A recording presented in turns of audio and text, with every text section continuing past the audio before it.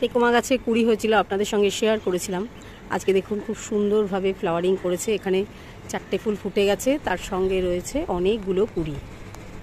Hello friends, welcome to Madhu's dream garden. আমার last ভিডিওটা আপনারা অনেকেই অ্যাপ্রিসিয়েট করেছেন, কিভাবে ডাল কাটাই করে আমরা চারা তৈরি করব, তারপরে আমি ভিডিওটা করেছিলাম। তার জন্য সবাইকে অসংখ্য অসংখ্য ধন্যবাদ। আমার মতন একটা ছোট চ্যানেলকে এতটা উৎসাহ দেওয়ার জন্য অনেকেই কমেন্টস করেছেন, তার জন্য সবাইকে আরও একবার ধন্যবাদ জানাই। অ্যাকচুয়ালি কি বলুন তো, আমি যেটা করি সেটাই আপনাদের সঙ্গে শেয়ার করি। বানিয়ে বানিয়ে কিছু করতে পারি না, কারণ আমি তো একদম ছোটোবেলা থেকে কোনোদিন গার্ডেনিং করিনি। লকডাউন থেকে আমার গার্ডেনিং শুরু, বিভিন্ন চ্যানেল দেখে সব কিছু ভালো করে করে আমার নিজের অভিজ্ঞতা যেটুকুনি আমার হয়েছে এই গত 3 বছরে, সেটাই কিন্তু সমস্ত ভিডিওগুলোতে আমি আপনাদের সঙ্গে শেয়ার করি। সেটা আপনারা লক্ষ্য করলেই বুঝতে পারবেন। আজকে খুব ছোট্ট একটা ভিডিও আপনাদের সঙ্গে শেয়ার করব, আপনাদেরকে আমি বলেছিলাম, সেই জন্যই এই ভিডিওটা আমি দেখাচ্ছি। সেটা হচ্ছে আমার যে সিন্ডারে এবারে চন্দ্রমল্লিকার চারাগুলো বসিয়েছিলাম, সেগুলোকে আমি কি ফার্টিলাইজার দিচ্ছি এবং কি পদ্ধতিতে দিচ্ছি সেটাই একটু আপনাদের সঙ্গে আজকে শেয়ার করব।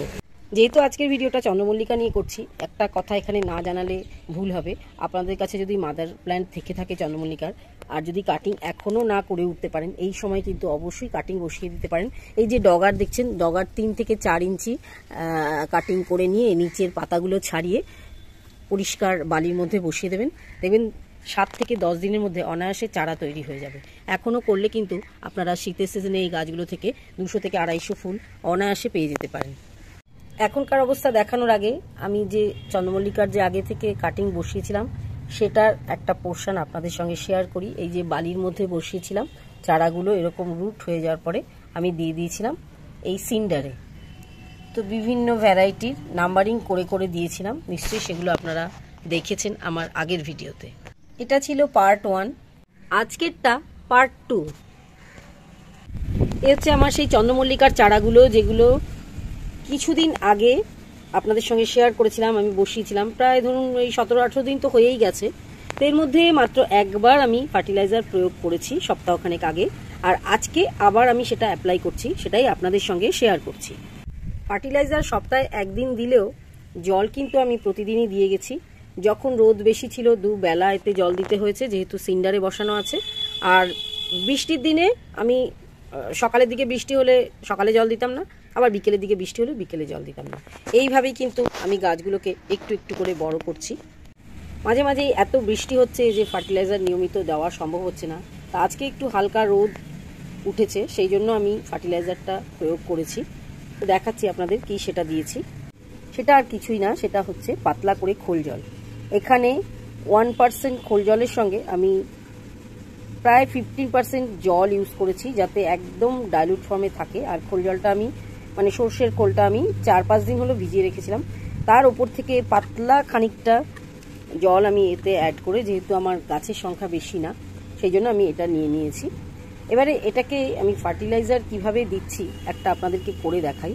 এটা যেহেতু আমার সিন্ডারে বসানো, আমি ডাইরেক্ট এর মধ্যে কিন্তু ফার্টিলাইজার অ্যাপ্লাই করিনি। যেটা করেছি সেটা হচ্ছে এই যে চারাটা সমেত পটটা ডাইরেক্ট বসিয়ে দিয়েছি এই ফার্টিলাইজারের বালতিটার মধ্যে। দেখতে পাচ্ছেন আপনারা, কিছুক্ষণের মধ্যেই এই যে দেখুন উঠে চলে এসছে জলটা, মানে বুঝতে হবে ফার্টিলাইজ কমপ্লিট হয়ে গেছে। এবারে এটা এইভাবে ধরে থেকে খানিকক্ষণ এক্সট্রা ফার্টিলাইজারটা আমি এর থেকে বার করে নিচ্ছি। এইভাবে আমি ফার্টিলাইজারটা দিচ্ছি। সম্পূর্ণটা পদ্ধতিটাই আপনাদেরকে দেখালাম এই পটটার মাধ্যমে। ওই একই সিস্টেমে আমি বাকিগুলোকেও ফার্টিলাইজ করে দেব, তবে বারবার একই জিনিস দেখিয়ে বোর করব না। আমি একটা দুটো আপনাদের সঙ্গে শেয়ার করে দেখাচ্ছি। দেখতে পাচ্ছেন কিভাবে তলার হোল দিয়ে ফার্টিলাইজারটা উঠে চলে আসছে, কারণ সম্পূর্ণ সিন্ডারে থাকার জন্য এগুলোর মধ্যে তো আর কিছু নেই, শুধু সিন্ডারই রয়েছে। যার জন্য দেখুন যেটুকুনি ফার্টিলাইজার সিন্ডার ভেজানোর প্রয়োজন হয় সেইটুকুনি ভিজে বাকিটা রেন আউট হয়ে বেরিয়ে চলে গেল। এইভাবে একে একে আমি সব কটা গাছেই ফার্টিলাইজ করে দেব। তো সমস্ত গাছগুলোতে আমার ফার্টিলাইজ করা কমপ্লিট হয়ে গেছে। গাছগুলোকে আমি এখন এই সকালবেলার এই 10:30-11টা পর্যন্ত যেখানে রোদ পায় সেখানেই রাখবো। দেখতে পাচ্ছেন আগের থেকে এখন অনেক ব্রাঞ্চ ছেড়েছে, বেশ কিছু গাছে বেশ কয়েকটা করে ব্রাঞ্চ ছেড়ে দিয়েছে।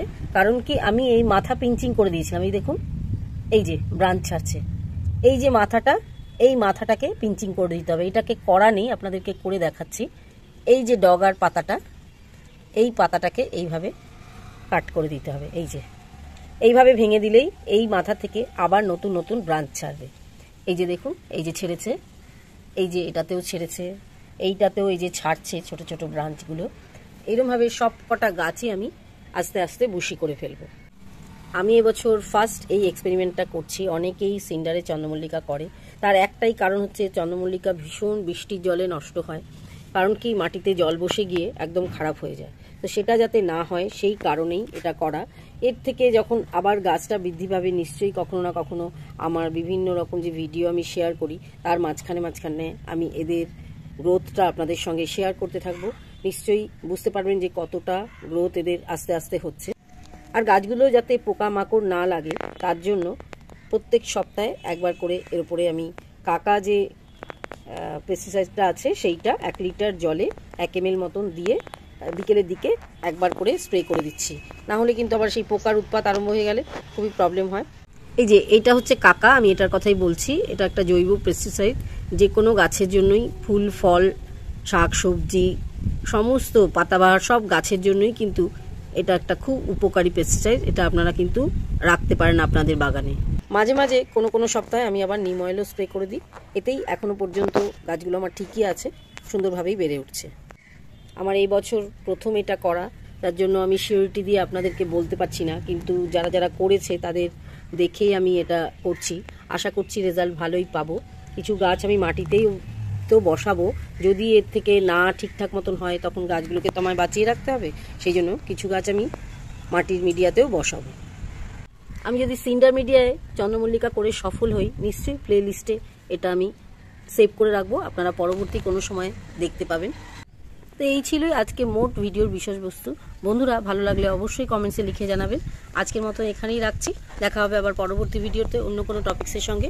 ভিডিওটা শেষ করার আগে আমার ট্রাম্পেট ভাইন বা টেকোমা সুন্দরীকে আরেকবার আপনাদেরকে দেখিয়ে দিলাম।